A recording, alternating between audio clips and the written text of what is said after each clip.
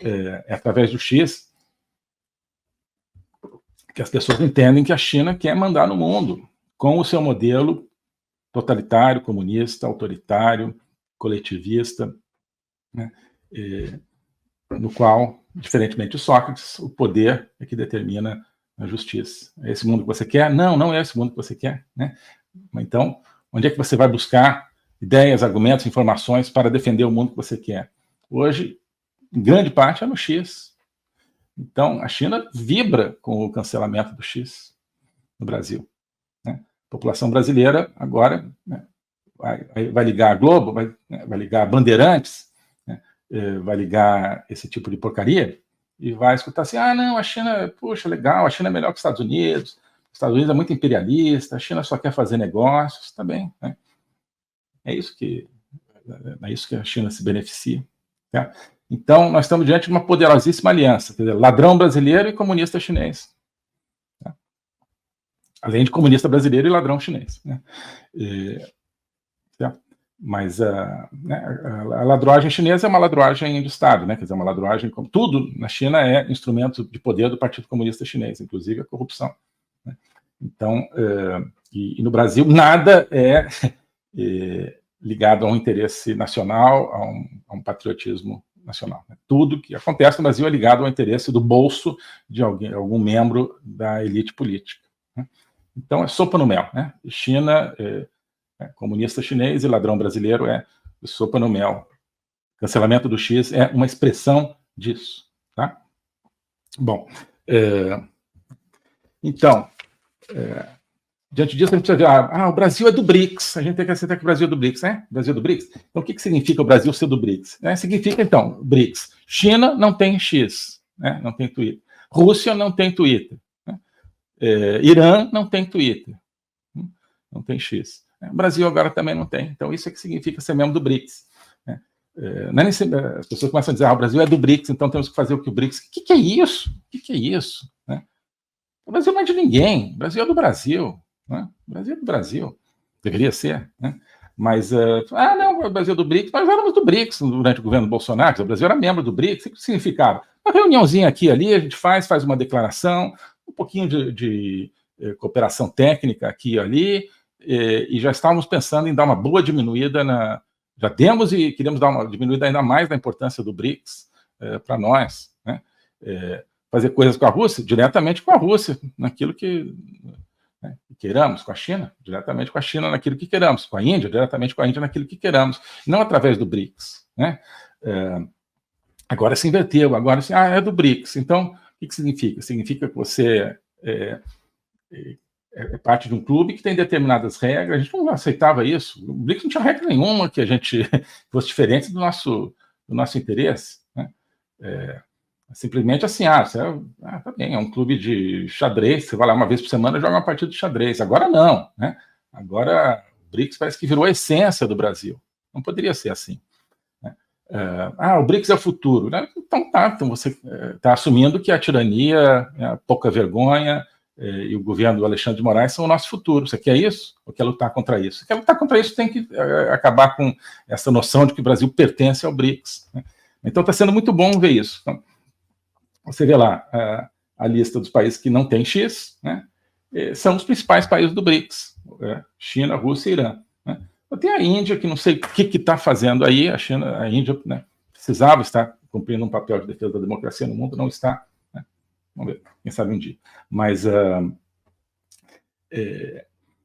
então, África do Sul, né, não tem lá muita liberdade de expressão, não, mas é um país secundário no BRICS, e os outros que entraram agora são países que, por razões diferentes, também não têm liberdade de expressão, como a Arábia Saudita e Emirados Árabes, embora estivessem, pelo menos, evoluindo num caminho totalmente positivo. Você não pode comparar a Arábia Saudita e Emirados Árabes com Irã, porque o Irã está evoluindo no sentido de cada vez mais tirania. A Arábia Saudita e Emirados Árabes estavam num outro sentido. Mas, enfim, não são a terra da liberdade de expressão, nem o Egito, que entraram agora, nem a Etiópia. Né? Mas quem manda realmente no BRICS é o trio totalitário China, Rússia e Irã, sobretudo a China. Nesse trio totalitário não tem X. Agora você tem 4 países do BRICS, né? Com banimento do X. Né? Isso é por coincidência? Não, não é por coincidência. Né? O que está acontecendo? O Zelensky descreveu isso numa entrevista que ele concedeu, e que eu vi no X, por acaso, né? A um camaradinha chamado Luciano Huck. Tá? E fez aí, por favor, interessante aí o entendimento das coisas, ir lá e realizar uma entrevista com o Zelensky, embora seja uma pessoa que eu não tenho nenhum apreço, Luciano Huck. Mas foi lá e fez essa entrevista. E uma das coisas que o Zelensky falou foi o seguinte: olha, o Brasil está aí com esse grupo, né? China, Rússia, Irã. O que o Brasil acha? Acha que vai engolir esses países ou que ele vai ser engolido? Não, vai ser engolido por esses países. Né? Isso foi há 2, 3 dias atrás. O que significa o banimento do X? Significa o Brasil sendo engolido pelo bloco totalitário China, Rússia e Irã. Tá? O BRICS é o brand, né? É o nome de marca, um dos nomes de marcas utilizados aí pelo bloco totalitário, talvez o principal. Né? Mas do que se trata é o bloco totalitário. O Brasil está sendo engolido por isso. Por que o Brasil está sendo engolido pelo BRICS? Porque a elite política brasileira lucra com isso. Perpetua o seu poder podre por causa disso. Então, esses alguns aspectos, tá, que eu queria passar para vocês. Só uma outra coisa para concluir. Tá? Tem a ver com a minha própria experiência. Eu entrei para o Twitter, então, na época do Twitter, né, hoje X, no dia em que eu fui nomeado para ministro das Relações Exteriores, ainda no período de transição, antes da posse do governo Bolsonaro, em novembro de 2018. Tá? E entrei naquele dia, 14 de novembro de 2018. Né? Continuo com muito orgulho nessa plataforma, ainda mais depois que Elon Musk assumiu o controle com seu compromisso, em cuja sinceridade eu realmente acredito, com a liberdade de expressão. E a minha presença no Twitter, eu fiz o Twitter um instrumento para o quê? Para colocar a agenda de política externa em discussão do povo brasileiro, em discussão da opinião pública brasileira, tá? Sem passar pelos filtros e administradores do debate de política externa que sempre existiram no Brasil. Tá? No Itamaraty, experiência de mais de 30 anos no Itamaraty, né? Sempre se falava muito assim, precisamos colocar a política externa mais em debate da sociedade brasileira, da sociedade civil, né? E como é que isso tradicionalmente é feito? Através de cursos de relações internacionais, das universidades, de vez em quando, né, um diplomata, o ministro mesmo, faz uma palestra numa universidade e tal, né? E através da imprensa, né, dos jornalistas, né, que cobrem relações internacionais e que são analistas ou ditos analistas de política externa nos jornais Globo, Estado de São Paulo, esse tipo de coisa. Ou seja, através do establishment, né? Curso de relações internacionais e grandes jornais, grande mídia. Né? Ora, com isso aí você não chega em sociedade nenhuma, você chega dentro de um círculo onde os interesses corruptos representados na academia e na imprensa, na grande imprensa, alimentam, né, uma mentalidade diplomática favorável a esses interesses corruptos, e essa mentalidade, né, alimenta a visão da academia e da grande imprensa de que a política externa é esse exercício de não só não fazer nada contra a corruptolândia, mas carregar cada vez mais o Brasil para o bloco totalitário corrupto do mundo. Tá? Então, isso é o normal, isso é o que a academia quer, isso é o que a imprensa quer, porque são representantes, né, da elite comum ou corrupta brasileira, né? E isso é muito confortável para os diplomatas, porque eles, né, estão assim, estou falando aqui com a sociedade civil, não está coisa nenhuma, você está simplesmente, né, falando com o seu próprio espelho, né, sem arriscar nenhuma ideia, sem arriscar nenhuma opinião, né, nova ou diferente, né, e garantindo, por outro lado, a sua carreira tranquila, né, porque isso também é um dos grandes problemas do Itamaraty, né. Então, arrebentei com esse negócio aí, quebrei com esse negócio aí, tá? Através das redes sociais, sobretudo do Twitter. Agora estou mostrando aqui o que nós estamos fazendo, a nossa ideia de política externa, qual é a lógica de política externa, a lógica de que a política externa tem que ser parte de uma grande transformação do Brasil. O que é essa transformação? Acabar com a corruptolândia brasileira, acabar com a pouca vergonha no Brasil. Se você não acabar, se você tiver uma política externa, né, presa no círculo da pouca vergonha, a pouca vergonha vai continuar, né? Então você tem que libertar a política externa do ciclo da pouca vergonha, né? Então essa é a lógica, né? Existe um sistema corrupto no Brasil, a política externa agora vai ser um instrumento contra esse sistema corrupto. Sempre foi a favor, agora vai ser contra. Tá? Alguém tem algum problema com isso? Tá, né? A elite, o establishment, todo mundo com problema com isso. O pessoal gostou, né? A população brasileira, quem entendeu, acho que gostou. Então, eu coloquei realmente a política externa em debate para a população brasileira, não para o establishment, não para professorzinho de relações internacionais, não para comentaristazinho de relações internacionais em jornal, tá? Que sempre beberam água suja uns dos outros, né? Certo? Então, foi talvez o principal instrumento, olha, abrir, que eu falei desde a minha posse, né? Abrir o Itamaraty para o Brasil, né? Estamos aqui para trabalhar pelo Brasil. Não, a diplomacia brasileira não trabalha para si mesma, como era antes. Tentei mudar, certo? Então, né, o Twitter, X, foi o principal instrumento para isso, né? Claro, palestras, entrevistas, mas tudo, né, colocava também no YouTube e divulgava através do Twitter, que tem, né, uma penetração maior, né? Publiquei, né, transcrição de praticamente todas as minhas palestras, dos meus artigos, mas o X era o principal canal dessa exposição à sociedade civil, certo? E, em parte, por causa dessa exposição que eu promovi, né, com tudo que isso me custou, mas não tem problema nenhum, porque eu tenho certeza que era a coisa certa a fazer. Como resultado disso, em grande parte, é que hoje você tem aí a opinião pública brasileira não aceitando a política calhorda, né, de apoio ao Hamas, de apoio ao Hezbollah, de apoio ao Irã, não aceitando a política calhorda de apoio à Venezuela, apoio ao Maduro. Né?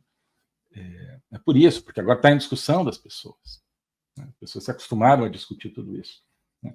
Pessoas falando, olha, que absurdo a China tomando conta do Brasil. Isso não, isso aqui é tema de especialistas em relações internacionais ali, nesse trio aí, diplomata do Itamaraty, grande imprensa e academia, né? E todo mundo, não, China é muito bom, China é muito bom, China é muito bom. Não, não é. Por quê? Porque está destruindo a democracia brasileira. Quem falou isso fui eu.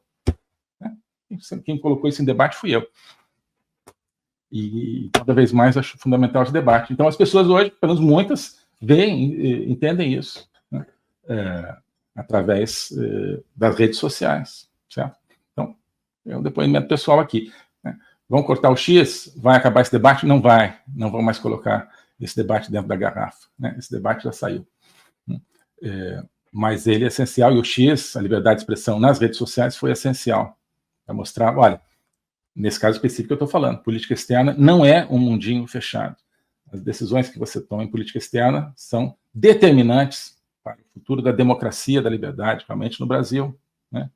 E as decisões que eram tomadas antes de 2019, e as que foram tomadas depois, a partir do momento que eu saí do Ministério, ainda no governo Bolsonaro, a partir de março de 2021, eram, e agora são, mais ainda no governo Lula, contrárias à liberdade, contrárias à democracia. Isso foi por causa do Twitter, foi por causa do X que esse debate veio à tona. Tá? É isso, pessoal, apenas alguns aspectos aqui. E só para terminar mesmo, né? O que a gente faz agora? O que a gente faz agora? Sim, uma oportunidade se abre com a visão do mundo, e uma oportunidade se abre o seguinte: passou do limite, já tinha passado há muito tempo, mas agora atinge a todo mundo, né? Praticamente todo mundo que participa da vida política brasileira participa através do X. Agora se vê cerceado nisso, né? Se vê impedido disso. Então, eu acho que isso entra muito mais profundamente na nossa vida do que qualquer decisão anterior, de todos os brasileiros, né? Então, agora é o momento. Então, esperar apenas a visibilidade internacional? Não, né? É preciso fazer coisas no Brasil. O que a gente faz? Passeata, 7 de setembro, manifestação? Sim, isso é importante. Mas precisamos criar. A batalha está no meio virtual, né, sobretudo. Então, precisamos criar no meio virtual, né, instrumentos de ação. Não vou dizer quais que eu acho que podem ser usados, né, também tem uma noção muito pequena de quais que possam ser usados, tem uma noção de alguns, né, mas tem uma noção perfeita de que é possível e é absolutamente necessário, né, dentro da legalidade, etc., né, desenvolver instrumentos de ação civil, popular, contra a tirania dentro do ambiente virtual, além do ambiente real, pé na rua, etc., transformação. Mas isso é tema para a gente ir conversando aí. Mas eu sugiro que todo mundo fique de olho, assim, olha, o que está surgindo? O que está surgindo em termos de ações de resistência, de ações de contestação legal do que está sendo feito. Tá? Já estão surgindo algumas ideias por aí. Claro que muitas dessas ideias surgem no X, mas não só no X. Tá? E as coisas vão surgir. Né? Como é que os países da Europa do Leste se livraram do pesadelo do comunismo? Apoio internacional, apoio das grandes democracias do mundo, sobretudo dos Estados Unidos. Convicção civilizacional, representada aí sobretudo pelo Papa João Paulo II, né, com a raiz cristã e livre do cristianismo como um instrumento de liberdade da nossa civilização. E ação interna, criatividade, poloneses, tchecos, húngaros e tal, né, inventando maneiras de, digamos, ir solapando de maneira legal, sem afrontar, digamos, a tirania na sua pseudo-legalidade, mas foram encontrando mecanismos de ação. Né? Precisamos ir nessa linha também.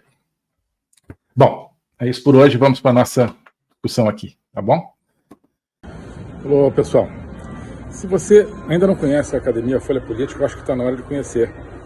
Nós estamos vendo essa imensa possível crise do sistema corrupto que governa o Brasil, com tudo que envolve aí o banimento do X, mas precisamos entender que isso faz parte de uma imensa luta, de um imenso combate mundial entre liberdade e totalitarismo, que envolve aspectos da China, da Rússia, guerra da Ucrânia, Oriente Médio, crime organizado, globalismo, Fórum Econômico Mundial, e precisa, para que nós a enfrentemos, precisa puxar lá de trás, das origens, das primeiras luzes da liberdade no conceito atual nosso, que vem dos gregos e vem também do cristianismo. Nós propomos tudo isso dentro da Academia Folha Política.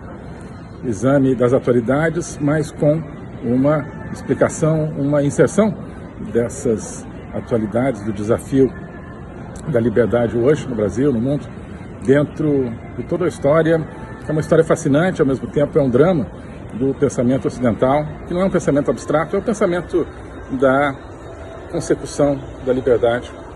Tudo isso nós vemos na Academia Folha Política, mas também vemos os temas da história, Brasil, mundo, Revolução Francesa, por exemplo, estamos vendo agora, como espelho e ilustração para aquilo que nós precisamos entender hoje, na nossa realidade no Brasil, no mundo.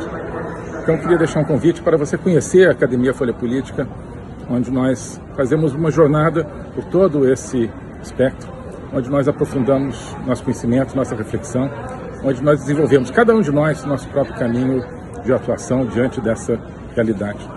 A Academia Folha Política você pode assinar por apenas R$ 40 por mês, na mensalidade, ou por R$ 420 a anuidade.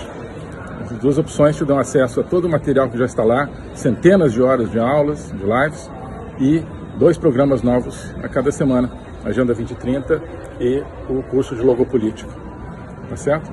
Além de outros materiais que já estão lá e outros que irão sendo inseridos. Então, R$ 40 por mês ou R$ 420 por ano te dão acesso a todo esse material. Se interessar, e eu acho que tem tudo a ver com o nosso momento, é só clicar aqui no link, na descrição, para fazer parte desse projeto. Um abraço. Oi, pessoal. Hoje eu queria convidar você, cada um de vocês, para fazer parte de um projeto, que é a Academia Folha Política. A Academia Folha Política é mais do que um curso, simplesmente. Ali dentro tem o meu curso de Logopolítica, agora também o curso sobre juristocracia, totalitarismo e resistência política. Tem outras iniciativas, como a Agenda 2030, de comentário de atualidades, tem vários vídeos, mas isso tudo cria um espaço. Não é apenas uma coleção de produtos individuais. Isso é um espaço de reflexão, um espaço de conexão entre as pessoas e, sobretudo, um espaço de autoconhecimento. Ali a gente está construindo um caminho, uma viagem para que cada um se conheça melhor a si mesmo, isso é a base de tudo, também para que nós, como brasileiros, conheçamos melhor o nosso país, que nós conheçamos melhor o tempo que nós vivemos no nosso mundo, que nós conheçamos melhor também a nossa civilização, a civilização ocidental. Isso tudo cria uma atmosfera de conhecimento. E o conhecimento é que conduz à liberdade, que conduz à libertação. Então, esse é o convite que eu queria fazer. Conhecer todo esse ambiente de uma construção conjunta. Passando a ser membro da Academia Folha Política, você não está adquirindo, portanto, um produto pronto, definido e acabado, como um curso definitivo. Não. É um processo do qual você vai participar, um processo no qual você vai criar o seu próprio conhecimento. Tá bom? Então aqui tem a descrição, tem o link para ingressar na academia, tem a opção anual, a opção mensal, e eu tenho certeza que quem entrar vai se entusiasmar com esse projeto, vai se entusiasmar com essa construção, tá bom? Abraço. O globalismo existe, é uma coisa concreta. Ele é composto pelo Great Reset, do Fórum Econômico Mundial, pelo projeto hegemônico da China, pelo programa de manipulação e conquista da América do Sul pelo Foro de São Paulo e outros elementos. E esses elementos eles atuam uns em benefício dos outros, sempre, principalmente através do controle da linguagem, porque o controle da linguagem é o controle do nosso pensamento. Então nós estamos tendo o nosso pensamento reprogramado, e essa reprogramação vai contra a nossa liberdade, vai contra a essência do ser humano. Isso é o globalismo. Com base nesse estudo, nessa experiência, é que eu criei o curso de Logopolítica. Toda semana eu dou aulas sobre geopolítica, literatura, filosofia, cultura de um modo geral, tudo isso em conjunto formando um espaço de conhecimento que eu denomino a logopolítica, para nós não apenas entendermos a ameaça do globalismo, mas podermos nos contrapor a ela. Se você quiser entrar nesse projeto de conhecer o globalismo e enfrentar o globalismo, clique aqui